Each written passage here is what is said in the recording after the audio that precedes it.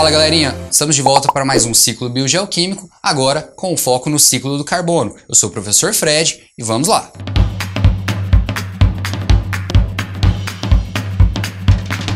Galerinha, no Enem, o principal foco é a ecologia.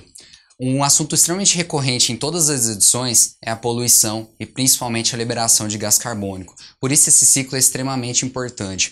Se você não assistiu a aula lá do ciclo da água, onde eu cito o que é um ciclo, vale a pena dar uma revisada. Mas a ideia é que nós vamos ver uma estrutura cíclica, onde esse composto ele vai ser reciclado, vai mudar a sua origem, a sua estrutura e a sua localização no meio ambiente. Então, o ciclo do carbono, ele basicamente é composto por estruturas que liberam gás carbônico, estruturas que absorvem o gás carbônico e estruturas que reciclam esse material. As estruturas que absorvem o gás carbônico estão ligadas a seres que se alimentam, comem compostos orgânicos e coisa do tipo. E para isso nós precisamos entender a relação do gás carbônico, dessa molécula de CO2, com os seres bióticos e os componentes abióticos. Nos seres bióticos, o carbono está presente em todas as moléculas orgânicas. Por exemplo, no nosso organismo, a molécula que é quebrada para a produção de energia é a glicose, representada por C6H12O6. Essa molécula C6 ali no comecinho significa que ela possui átomos de carbono. Eles geralmente são absorvidos ali pelas plantas e transformados nesse composto de glicose que nós absorveremos na nossa alimentação para produção de energia. Então, nos seres bióticos está ligado mais a essa manutenção, construção e destruição de moléculas orgânicas, tanto para construção do tecido quanto para a produção de energia. Agora, os fatores abióticos no meu ecossistema. Eu tenho vários fatores ali relacionados. O principal deles é a queima. A queima, pessoal, ela vai pegar esses compostos orgânicos, por exemplo, na madeira, e vai devolver eles para a atmosfera. Isso gera alguns problemas no nosso ciclo que a gente vai ver mais para frente. Então, pessoal, o ciclo do carbono ele é um ciclo muito simples, assim como o da água. Ele envolve alguns parâmetros, alguns processos extremamente importantes para que esse ciclo ocorra e aconteça continuamente. Então, galerinha, o ciclo do carbono ele vai se iniciar, por exemplo, em um ser vivo. Ele está quebrando moléculas orgânicas que possuem carbono e está liberando num processo de respiração. A respiração, toda vez que nós inspiramos e expiramos, nós liberamos grande quantidade de gás carbônico na atmosfera. Então, os seres vivos, como os animais e as plantas, eles liberam gás carbônico, que é resultado da quebra ali para a produção de energia. Todo esse gás carbônico que chegou na atmosfera, ele precisa ser reciclado de alguma maneira. Os principais seres que fazem essa retirada de gás carbônico da atmosfera são os seres fotossintetizantes, ou seja, principalmente as plantas e algas. Essas plantinhas e algas, elas retiram gás carbônico da atmosfera para realizar a fotossíntese. Lembra que lá no processo da fotossíntese eu pego o gás carbônico, realizo todo um processo de fixação, gerando as moléculas de glicose. Essas moléculas servirão de alimento para outros. Mas o que acontece com esse carbono que ficou estocado nessa planta? Todos os seres vivos, inclusive as plantas, também morrem e passam pelo processo de decomposição. O processo de decomposição é bem simples, eu vou pegar a matéria orgânica e vou transformá-la em matéria inorgânica, ou seja, eu estarei devolvendo os compostos adquiridos ao longo da vida e ao longo de processos bioquímicos para novamente estarem disponíveis no solo e o ciclo se reinicia. Agora, onde entra a influência humana ali nesse ciclo?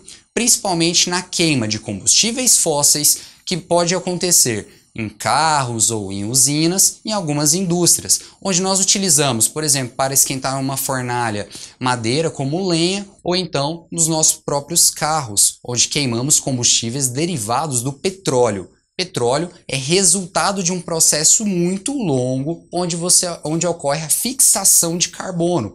Então eu pego esse material, sintetizo combustíveis do tipo gasolina e diesel e eu queimo, realizo a queima deles, transformando eles em liberação de energia, produzindo ali o gás carbônico que recicla no ambiente. Aí entra o nosso pequeno problema no nosso ciclo. O nosso planeta consegue suportar uma certa quantidade de gás carbônico na atmosfera. As plantas conseguem recrutar esse gás carbônico para a fotossíntese e o ciclo roda tranquilamente. O problema é que nós liberamos uma quantidade gigantesca de gás carbônico e as nossas estruturas fotossintetizantes já não conseguem mais absorver na mesma velocidade que nós liberamos. Então, pessoal, como o planeta ele já não aguenta mais a quantidade imensa de carbono que nós liberamos na atmosfera, foi criado um conceito chamado de pegada de carbono. O que seria essa pegada de carbono? Assim como aquela pegada hídrica, eu tenho como calcular a quantidade de carbono que eu utilizo, tanto para meio de respiração e composição do meu organismo, quanto para bens materiais. Então, quanto de carbono é liberado na atmosfera para a produção de um determinado material. E para isso, criou-se um controle. O país ou a indústria ela não pode liberar uma quantidade imensa de carbono totalmente livre, sem nenhum tipo de preocupação. E aí foram criados os créditos de carbono. Crédito de carbono basicamente é meio que uma moeda de troca. Quando uma determinada empresa ela diminui a emissão de carbono, ela ganha um crédito.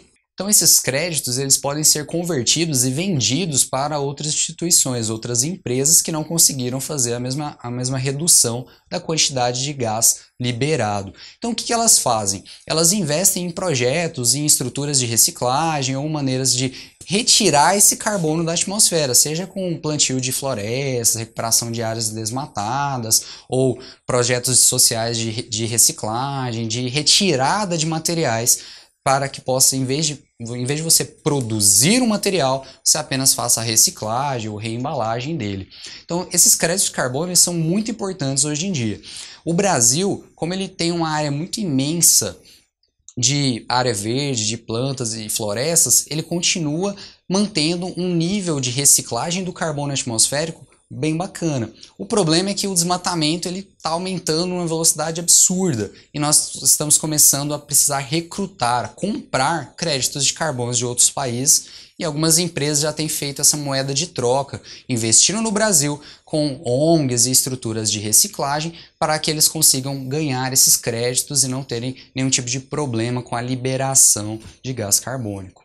Então, galerinha, agora que você já entendeu como é que funciona o ciclo do carbono, os processos envolvidos, vamos aplicar esse conhecimento em uma questão do Enem?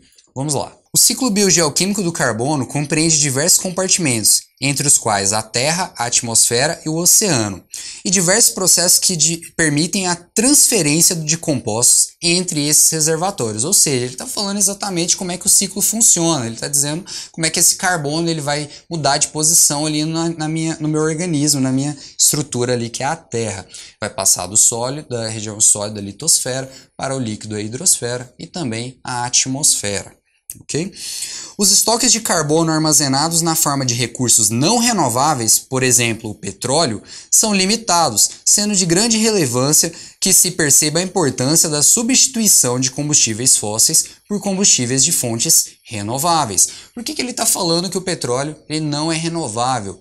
Para produzir petróleo, são milhares de anos de processos químicos ali para pegar a matéria orgânica e transformar naquele material, naquele líquido. Então isso acaba sendo que impossível. Não estamos falando de 50 anos, estamos falando de milhões de anos. Então, se acabar o nosso estoque de petróleo, ou teremos que ir para outra fonte de energia, de combustível, ou esquecer por completo essa vida de magnata de encher o tanque de gasolina.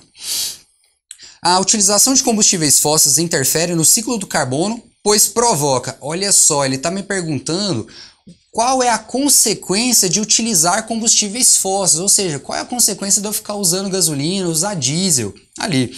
Como eu falei para vocês, a prova do Enem é toda baseada em ecologia e aqui ele está focando basicamente no nosso dia a dia, a utilização de compostos ou de materiais mais saudáveis para o nosso planeta e, consequentemente, para a nossa vida. Vamos lá para as alternativas? Alternativa A. Aumento da porcentagem de carbono contido na Terra, ele está se referindo ali à litosfera. Quando eu queimo petróleo, quando eu queimo combustível, eu estou liberando o gás carbônico na forma gasosa, ou seja, está indo para a atmosfera, então não pode ser a letra A. Alternativa B. Redução da taxa de fotossíntese dos vegetais superiores. Poxa vida, primeiro aí, que a fotossíntese em vegetais superiores, todos os vegetais realizam fotossíntese, desde as briófitas até as angiospermas. E o segundo ponto principal, eu vou reduzir a taxa de um processo que basicamente funciona com gás carbônico na atmosfera, então essa alternativa também foi para o espaço. C. Aumento da produção de carboidratos de origem vegetal. Vamos lá. Não é porque eu tenho mais gás carbônico disponível na atmosfera que a planta vai conseguir aumentar ou dobrar a sua produção de material, no caso de glicose. Então essa alternativa também não pode ser. D. Aumento da quantidade de carbono presente na atmosfera. Galerinha, tanto que ficou fácil, toda vez que você queima um combustível fóssil, você libera gás carbônico na forma gasosa, ou seja, alimenta a atmosfera. Então a nossa alternativa D seria a mais correta. Vamos conferir a alternativa E?